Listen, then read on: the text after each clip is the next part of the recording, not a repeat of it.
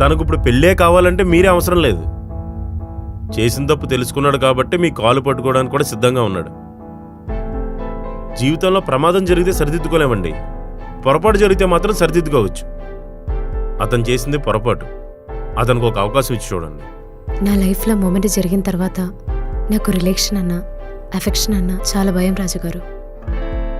నేను లైఫ్లో ఇంకొకసారి ఛాన్స్ తీసుకోను. లైఫ్లో తప్పులు జరుగుతూనే ఉంటాయండి, వాటి నుంచి నేర్చుకోలే కానీ దూరంగా పారిపోకూడదు. ఫస్ట్ చాయిస్ రాంగ్ అయినప్పుడు సెకండ్ ఆప్షన్ రైట్ అని ఎలా చెప్పగలం? రైట్ని ఎలా మార్చగలం? లైఫ్లో మనకి సెకండ్ ఆప్షన్ అనేది రెక్టిఫై చేసుకుని ధైర్యంగా అడుగేయడానికేనండి. నాకు వాడి మాట మీద నమ్మకం లేదు. అమ్మ చనిపోయిన బాధలో ఉన్నాడు, మీలోనే వాళ్ళ అమ్మని చూసుకోవాలనుకుంటున్నాడు.